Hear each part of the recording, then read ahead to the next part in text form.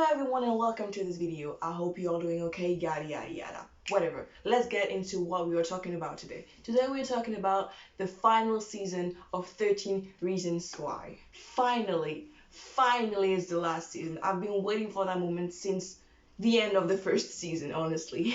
Well, a lot of things happen in this show, and we're going to review it a little bit from season 1 to season 4. And of course, since the season 4 just ended, I'm going to focus more on the 4th season. So, for those who have been living under a rock for the past few years, 13 Reasons Why is a Netflix show. It talks about really sensitive subjects like suicide and stuff like this. So, the first season is about Hannah Baker, a teenage high school girl who committed suicide, and throughout this season we know what are the reasons why she did it, and that's why the show is called 13 Reasons Why, because there are actually 13 reasons. She recorded those reasons in a tape and decided to give them to the people she thought was responsible of her death. Those reasons go from her friends really being mean, people bullying her, to rape. And the thing that caused her to want to commit suicide is that breaking point, like her being raped. The first season is about that, figuring out why she took her own life, what impact does other people's actions have on our life, and I think that the first season is about that. The second season now, it's the trial. So we know that she's dead now, and like the breaking point was her being raped. So of course, people, her parents, want justice for her, and so this is a trial for that. And the one being charged is the rapist, called Bryce Walker. And in this second season, the show adds a little more depth into the characters. Her particularly, like we see that she was not just this girl being bullied. She was actually a bully once. She wasn't as pure and as innocent people thought she was, but at the end of the day, it's normal. She was a teenage girl and she does mistakes, and yeah, we go a little bit through all that. The third season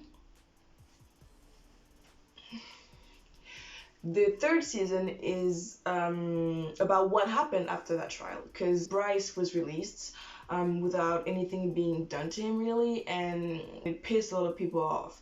And one day we found his body, so he's dead, and the third season is about who killed him. And finally we arrive at our final season, season 4, who talks about what Clay, one of the main characters, had been through because of Hannah's death, and like all the mental health issues that he had to deal with.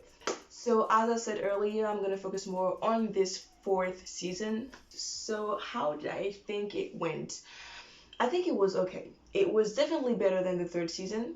I'm not gonna say that it was better due to a significant absence of a certain character, like Ani, let's say her name, because I assume that if you're here, you've already seen the show or you don't care about being spoiled. Ani was here less. There's really a lot of episode where she just wasn't anywhere to be seen, and I like that a lot. They even succeeded to make me like her a little bit. Not like her, but a little bit. I found her more enjoyable to watch at some point. So this season starts with Justin coming home from rehab, and he decides to break up with Jessica, and her reaction really pissed me off because she was all up in her heels being like, yeah, why are you breaking up with me? I don't get it. You're so selfish. I've been waiting for you for months. And even though he tried to explain to her that like he needs time for himself, because that's what you do when you come out of rehab. The thing when you are an addict is that a lot of time when you're in love, you being sober depends a lot on what other people do, like actions of other people, because if they upset you, if they betray you, stuff like this, you can go down the hill really quickly again. And that's why when people go out of rehab, we advise them not to be in a relationship, because a relationship at the end of the day is like this. Like, you don't really know what's gonna happen. Specifically with those two, they've been on and off for a long time, and their relationship is really chaotic, and he doesn't need that. He needs to focus on himself, and she just wasn't agreeing with that.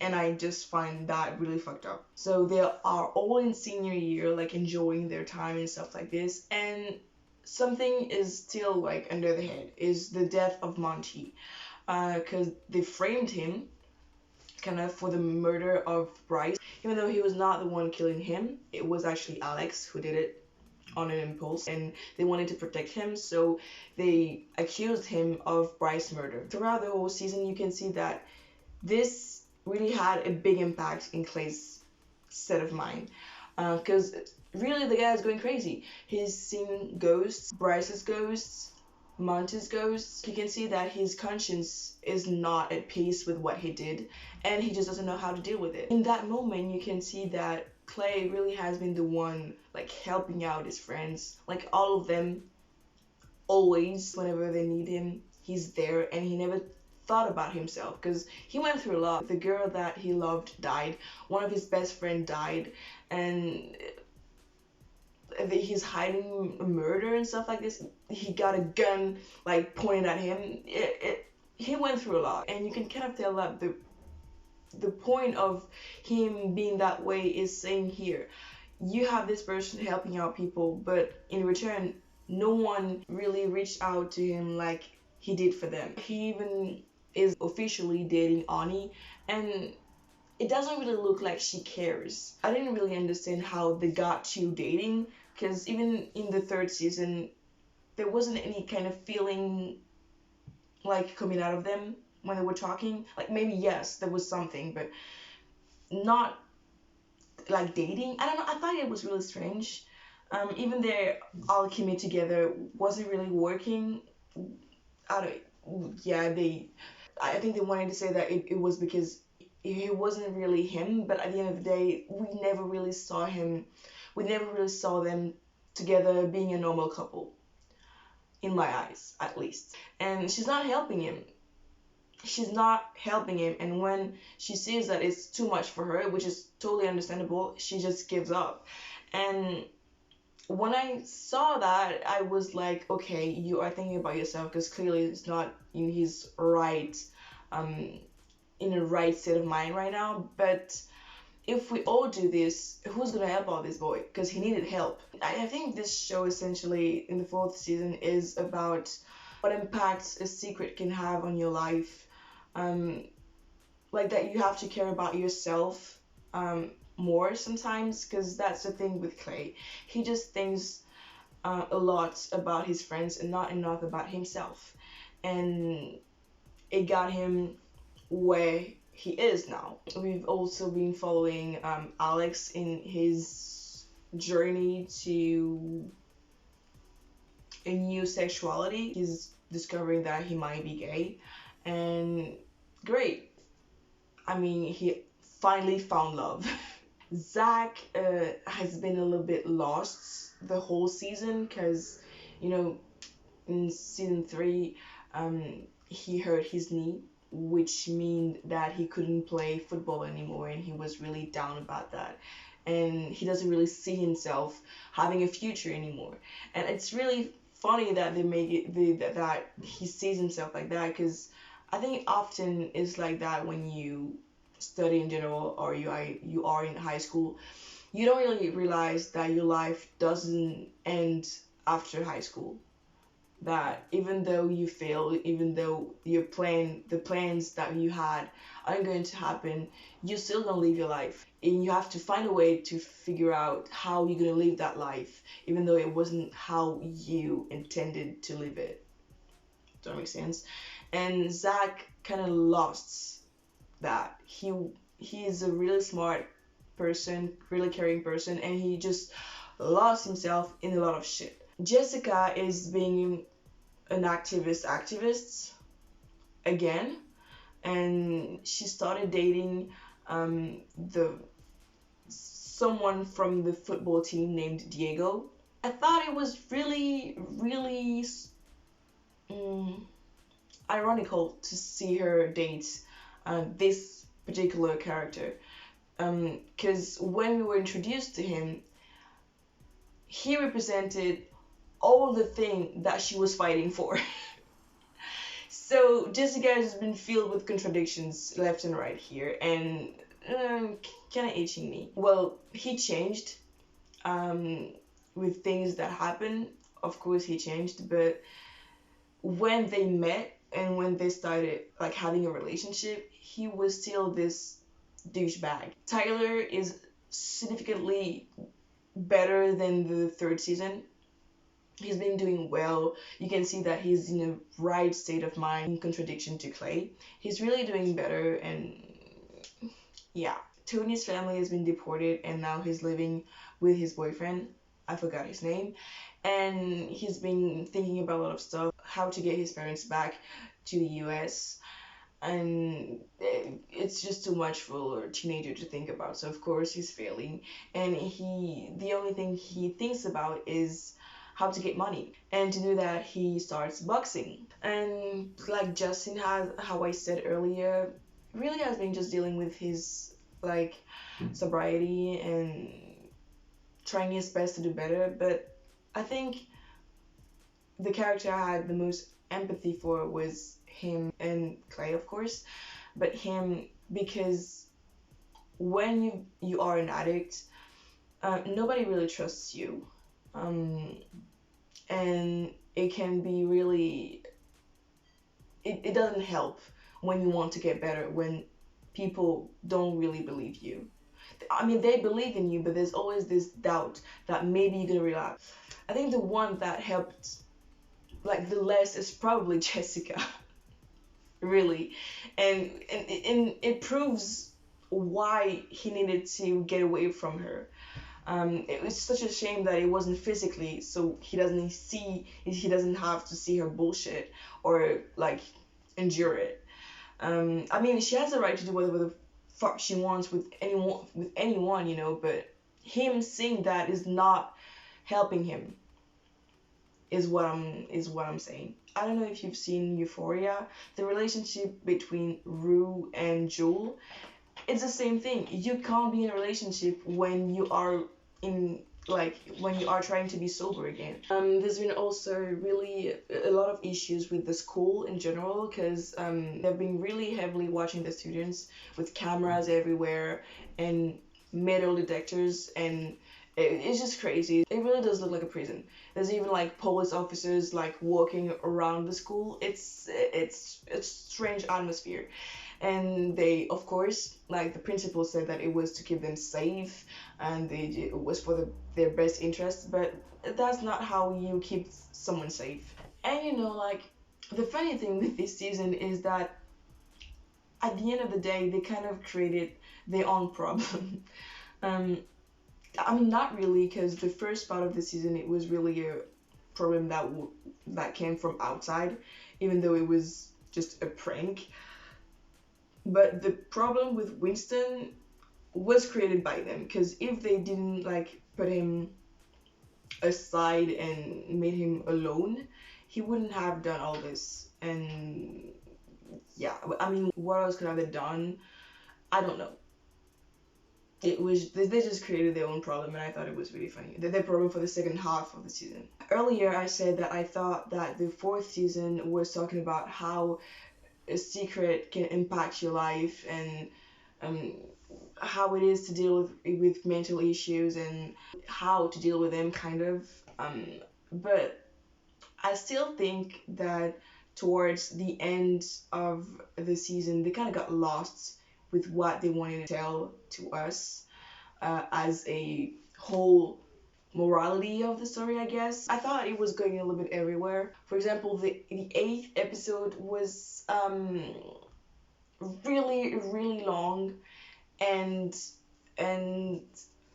I don't know. I guess yes. If you want to talk about school shooting, you have to take time to talk about it, how people feel and stuff. And moreover, when it's just a drill that the school totally made up with gunshot and stuff. And I swear to God, when they said that it was just a drill after the gunshots and all, I was like, what the fuck, America? Is that what you do? Because I don't know. I mean, and when Clay got upset, I was like, yes, how doing that is gonna make anyone feel safe? They're traumatized for life because a lot of them actually thought that there was an actual shooting in the school. It doesn't make sense. It really just pissed me off. I hope no one, no school ever did that because it's terrible. It's a terrible idea. Something that I found funny slash strange is the amount of speech there is in this season. They really want to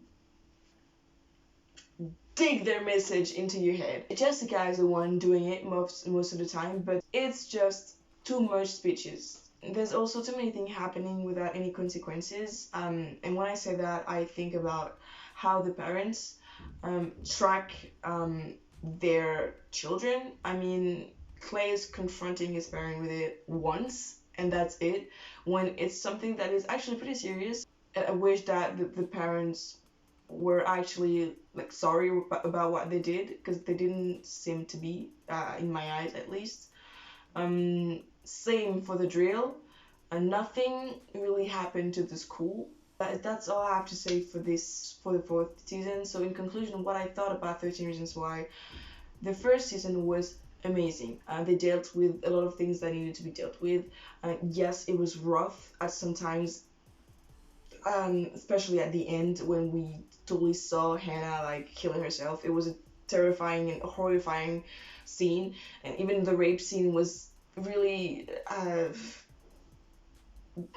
unbearable to watch. But it was a good season, and that's actually where the book ended. You know, there was no following trial and stuff, no, because when you commit suicide, you kill yourself. There's no after. What happened after? There's none of that, because it's the end, you know? And I think that's why the author stops there at the first season, the author of the book. And for money, Netflix decided to continue the story. Here is what I think about this choice. It was not necessary. I get that a lot of people was really frustrated by the fact that we didn't know if Bryce was going to be arrested or not, if he was going to go to prison or not. I get that a lot of people were pissed about not knowing, but it's the purpose of the book is to say you don't know what's gonna happen after because you're not there. Period. Yeah, I get that people were frustrated, but the second season was not needed. And even though it was not needed, it doesn't mean that it wasn't good. It was enjoyable to watch, and they told this story really well, and they added more depth to characters, and that's something I like. The third season was a mess and really annoying, mainly because of Ani, because she came out of nowhere and was just everywhere. In every scene, you could see her. And I'm not even kidding, at some point in season 3, I just started to skip whenever she was on screen because it was just too much. And the thing is, she didn't even have a... If she wasn't there, the story would have been the same, is what I'm saying. She's the one holding the whole plot together, but if she wasn't there, the story would have been the same. I get that they wanted to replace Hannah with some other girl, and the idea of taking a girl who has nothing to do with all the mess happening in Liberty High is a good idea, but they introduced her really poorly. As a comparison, Charlie was introduced better than her. Way better. And yeah, it just, you can see it. To me, really, the third season was unnecessary and painful to watch sometimes. Was still good though, it's not like it's Riverdale or something, but it was, a lot of things were wrong. The fourth season, if we take the show as a whole, was indeed necessary because so many things happened. It had to has a end, you know, a final turn, and that this final turn happens in senior year is really significant. So when you take the show as a whole, the fourth season was necessary. When you take what the show was originally about, just it was necessary, just like the second and third season. But I liked this season better than the third one. And I saw a lot of people on the internet being upset by, spoiler, Justin's death. I was upset too. Cried a little bit because they really wanted you to cry. But it kind of makes sense that he was the one who died. Because if you see in the first season, the story starts with him. So I think that what they try to do is, since the story started with him, his tape was the first one, if I'm not mistaken. Um, the show has to end with him as well. And apparently it has to end with him dying. So even though it's upsetting, it makes sense. So yeah, that's all I have to say. Overall, I'm just really happy that the show is over because it didn't need any more season than the first one. Great ending, not comparable to the first one, of course, but it was still better than the third one. It was a good season. Yeah, I criticized it a lot in this video, but I actually liked it. So yeah, thanks for watching this video. If you liked it, like it, and subscribe for more. Bye!